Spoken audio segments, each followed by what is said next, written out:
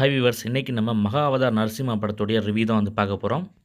KGF, Kantara போன்ற படங்கள்லாம் தயாரித்த ஹோம்பலே ஃபிலிம்ஸ் தயாரிப்பில் வெளிந்திருக்கக்கூடிய ஒரு அனிமேஷன் ஆக்ஷன் ட்ராமா மூவி தான் வந்து பார்த்தீங்கன்னா இந்த மகா அவதார் நரசிம்மா. ரொம்ப வருஷத்துக்கு அப்புறம் வந்து பார்த்தீங்கன்னா இந்தியாவில் அனிமேஷனில் வந்து பார்த்தீங்கன்னா ஒரு படம் வந்து வெளியாகிருக்கு. இந்த ஹோம்பலே ஃபிலிம்ஸ் வந்து என்ன வந்து அறிவிப்பு வந்து விட்டுருக்காங்கன்னா, ஒவ்வொரு 2 வருஷத்துக்குமே கிருஷ்ணருடைய ஒரு அவதாரத்தை வந்து பார்த்தீங்கன்னா அனிமேஷனில் படமாக பண்ண போகிறதா வந்து பார்த்தீங்கன்னா அறிவிப்பு வந்து வெளியிட்டிருக்காங்க. அதில் படம் தான் பார்த்தீங்கன்னா இந்த மகா அவதார் நரசிம்மா. இதுக்கு அடுத்து வந்து பார்த்தீங்கன்னா இன்னும் வரக்கூடிய ஒவ்வொரு 2 வருஷத்துக்கும், அதாவது வந்து பார்த்தீங்கன்னா இப்போ 2025, 2027 வந்து பார்த்தீங்கன்னா அடுத்த ஒரு அவதாரத்துடைய படம் வந்து ரிலீஸ் ஆகுது. அதுக்கடுத்து 2 வருஷத்துக்கு அப்புறம் ஒரு படம், இப்படி 2045 வரைக்கும் பார்த்தீங்கன்னா அவங்க வந்து ஷெட்யூல் பண்ணி வந்து வச்சிருக்காங்க. கிருஷ்ணனுடைய 10 அவதாரத்தையுமே பார்த்தீங்கன்னா படமாக வந்து எடுக்க போகிறாங்க. இதில் கல்கி மட்டும் வந்து பார்த்தீங்கன்னா 2 பார்ட்டாக வருதுன்னு இப்போயே வந்து அனௌன்ஸ்மெண்ட் வந்து பண்ணிட்டாங்க. இதில் இப்போ இந்த ஃபஸ்ட்டு படமான மகா அவதார் நரசிம்மா வந்து எப்படி இருக்குன்னு இப்போ வந்து பார்க்கலாம். இந்த படத்துடைய ஒரு ஒன்லைன் ஸ்டோரி வந்து என்னென்னு வந்து பார்த்தோம்னா, நம்ம ஆல்ரெடி அந்த காலத்தில் கேட்டு பார்த்த கதை தான் இந்த நரசிம்மா அவதார ஸ்டோரி. வந்து பார்த்தீங்கன்னா இப்போ இருக்கக்கூடிய 2K கிட்ஸை தவிர மற்ற எல்லாருக்கும் பார்த்தீங்கன்னா ஒரு தெரிஞ்ச ஸ்டோரி தான். அதாவது தீவிர விஷ்ணு பக்தனாக இருக்கக்கூடிய பிரகலாதனை கொல்ல நினைக்கிற இரண்யகசிப்பை நரசிம்ம அவதாரம் எடுத்து வந்து பார்த்திங்கன்னா கிருஷ்ண பகவான் வந்து பார்த்திங்கன்னா வதம் பண்ணுவார். இதுதான் பார்த்திங்கன்னா இந்த நரசிம்ம அவதாரத்துடைய ஸ்டோரி. இதை வந்து பார்த்திங்கன்னா இந்த படத்தில் வந்து அப்படியே தான் வந்து சொல்லியிருக்காங்க. எதையுமே வந்து பார்த்திங்கன்னா சேஞ்ச் பண்ணே வந்து இல்லை. நம்ம என்ன அந்த காலத்தில் கேட்டோமோ, அந்த காலத்தில் படத்தில் பார்த்தோமோ, அது வந்து பார்த்திங்கன்னா இந்த அனிமேஷன் மூவியில் வந்து அப்படியே வந்து இருக்குது. ஒரு சில சேஞ்சஸ் மட்டும் வந்து பண்ணியிருக்காங்க. ஆனால் அது பார்த்திங்கன்னா எந்த வகையிலுமே இந்த கதையை வந்து பாதிக்கலை. அது என்ன கதையோ அது அப்படியே தான் வந்து இருக்குது. சினிமா எலிமெண்ட்ஸ்காண்டி வந்து பார்த்திங்கன்னா நிறைய விஷயங்கள் வந்து ஆட் பண்ணியிருக்காங்க. அதுவுமே வந்து பார்த்திங்கன்னா எக்ஸலண்ட்டாக வந்து இருக்குன்னு தான் வந்து சொல்லணும். அதாவது இந்த கதையை வந்து ரொம்பலாம் வந்து போட்டு இழுக்கவே வந்து இல்லை. நீட்டாக எப்படி சொல்லணுமோ அப்படி வந்து சொல்லியிருக்காங்க. ஒரு நீட்டான ப்ரெசன்டேஷன் தான் வந்து கொடுத்துருக்காங்க. ஃபர்ஸ்ட் ஹாஃப் வந்து பார்த்திங்கன்னா சூப்பராக வந்திருக்கு, குட்டாக வந்துருந்துச்சு. செகண்ட் ஹாஃப் வந்து பார்த்திங்கன்னா அதுக்கு மேலே வந்து எக்ஸலண்ட்டாக வந்துருந்துச்சு. முக்கியமாக பார்க்க போனோம்னா ஸ்க்ரீன் ப்ளே செம்ம எங்கேஜிங்காக வந்து பண்ணியிருக்காங்க. தேவையில்லாத சீன்ஸ்லாம் வந்து பார்த்திங்கன்னா எதுவுமே வந்து இல்லை. நீட்டாக அந்த கதை எப்படி போகணுமோ அப்படி கொண்டு போயிருக்காங்க.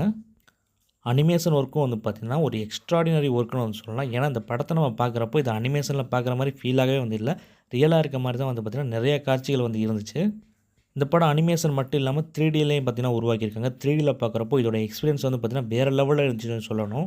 ஒவ்வொரு காட்சியுமே வந்து பார்த்திங்கன்னா ரொம்ப பிரம்மாண்டமாக வந்து இருந்துச்சு. விஷுவல்ஸ் வந்து அவ்வளோ கலர்ஃபுல்லாக வந்து நீட்டாக வந்து இருந்துச்சு. சிஜி ஒர்க்காக இருக்கட்டும், விஎஃப்எக்ஸாக இருக்கட்டும், எல்லாமே வந்து பார்த்திங்கன்னா செம்மையாக வந்து பண்ணியிருக்காங்க. இந்தியாவில் வெளியான படங்களே வந்து பார்த்திங்கன்னா அனிமேஷன் படத்தில் பெஸ்ட்டு படம்னா பார்த்திங்கன்னா கண்டிப்பாக இந்த படம் தான் வந்து இருக்கும். அதில் வந்து மாற்று கருத்தே வந்து இல்லை. என்னதான் அனிமேஷனில் வந்து ஒரு படம் எடுத்தாலும் எமோஷனல் சீன்ஸ்லாம் படத்தில் கனெக்ட் ஆகணும். அப்போ தான் பார்த்திங்கன்னா அந்த படத்தை வந்து உட்காந்து வந்து பார்க்க வந்து முடியும். இந்த படத்தில் எல்லாமே பார்த்திங்கன்னா செம்மையாக வந்து கனெக்ட் ஆகிருக்கு. ஏகப்பட்ட இடத்துல பார்த்திங்கன்னா எமோஷனல் சீன்ஸ் வந்து ஒர்க் ஆகிருக்கு. கண்ணில் தண்ணி வர மாதிரிலாம் பார்த்திங்கன்னா அவ்வளோ சீன்ஸ் வந்து இருக்குது. நீங்கள் வந்து ஒரு ட்ரூ விஷ்ணு பகவானுடைய பக்தனாக வந்து இருந்தீங்கன்னா கண்டிப்பாக அந்த படம் வந்து உங்களை நிறைய இடத்துல வந்து பார்த்திங்கன்னா கூஸ்பம்ஸ் ஆக்கி விடும். கண்ணில் தண்ணி வர வைக்கும். இது எல்லாமே வந்து பார்த்திங்கன்னா வந்து நடக்கும். படம் வந்து பார்த்திங்கன்னா அவ்வளோ சூப்பராக வந்து இருக்குது. அவ்வளோ நல்லா வந்து கனெக்ட் ஆகிருக்கு. அப்புறம் படத்தில் வந்து முக்கியமாக வந்து சொல்ல போனோம்னா, படத்தில் வந்து மிகப்பெரிய பாசிட்டிவ், இந்த படத்துக்கு மிகப்பெரிய ப்ளஸில் வந்து என்னென்னு வந்து பார்த்தோம்னா, அது வந்து சாம் சிஎஸோடைய பின்னணி இசையும் சாங்ஸும் தான்.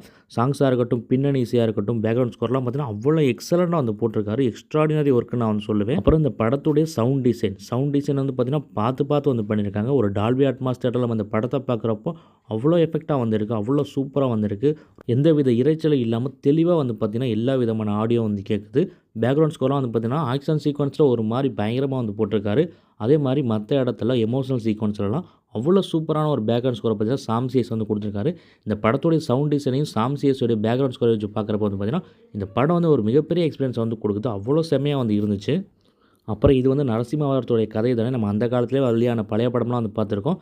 ஸோ பெருசாக ஆக்ஷன் சீக்வன்ஸ்லாம் இருக்காதுன்னு நினச்சிட்டு தான் வந்து போனேன். ஆனால் வந்து பார்த்திங்கன்னா படத்தில் பார்த்திங்கன்னா அவ்வளோ ஆக்ஷன் சீக்வன்ஸ் வந்து இருக்குது. முக்கியமாக சொல்ல போனால் ஃபஸ்ட்டு படம் ஸ்டார்டிங்கில் பார்த்திங்கன்னா ஒரு ஆக்ஷன் சீக்வன்ஸ் வந்து இருக்குது, பெரிய ஆக்ஷன் சீக்வன்ஸு. அதுக்கப்புறம் பார்த்திங்கன்னா கிளைமேக்ஸில் லென்த்தியாக ஒரு ஆக்ஷன் சீக்வன்ஸ் வந்துருக்கு.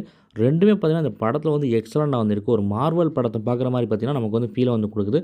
ஒரு மார்வலில் ஒரு அவெஞ்சர் சண்டை போட்டுட்டு இருக்கப்போ எப்படி இருக்குமோ அந்த மாதிரி தான் வந்து இருக்குது. அவ்வளோ செம்மையாக வந்து பண்ணியிருக்காங்க.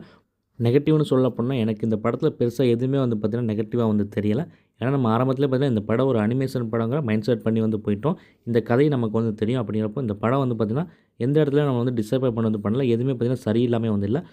இந்த மாதிரி அனிமேஷன் படங்களுக்கு வந்து பார்த்திங்கன்னா ஸ்டோரி, ஸ்க்ரீன் ப்ளே தாண்டி சிஜி ஒர்க்கும் விஎஃப்எக்ஸ் இதெல்லாம் பார்த்திங்கன்னா ரொம்ப வந்து முக்கியம். அந்த அனிமேஷன் எவ்வளோ நல்லா இருக்குங்கிறது ரொம்ப வந்து முக்கியம்.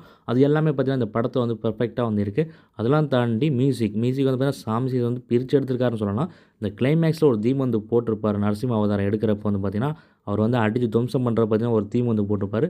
அதெல்லாம் வந்து பார்த்தீங்கன்னா வேறு லெவலில் வந்துருந்துச்சு தியேட்டரில் பார்க்குறப்போ அவ்வளோ கூஸ்பம்ஸ் மொமெண்ட்ஸாக வந்து இருந்துச்சு. ஸோ குறை சொல்கிற மாதிரி வந்து பார்த்தீங்கன்னா இந்த படத்தில் வந்து எதுவுமே இல்லைன்னு தான் வந்து சொல்லணும். அப்படி குறை சொல்லணும்னா 3D எஃபெக்ட்ஸ் வந்து பார்த்தீங்கன்னா எனக்கு பார்த்தீங்கன்னா அந்த அளவுக்கு வந்து ஃபீல் ஆகலை. மற்ற படங்கள் அளவுக்கு 3D இல்லைன்னு எனக்கு வந்து தோணுச்சு.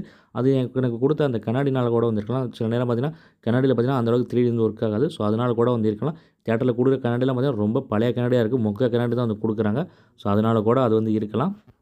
ஒட்டுமொத்தமாக பார்க்குறப்ப இந்த மகாவதார் நரசிம்மா வந்து எப்படி இருக்குன்னு கேட்டிங்கன்னா, இது வந்து பார்த்திங்கன்னா ஒரு தரமான படம் தான் நான் வந்து சொல்வேன். கண்டிப்பாக எல்லாருமே வந்து தியேட்டரில் மிஸ் பண்ணாமல் பார்க்கக்கூடிய ஒரு படம் தான் பார்த்திங்கன்னா இந்த மகாவதார் நரசிம்மா.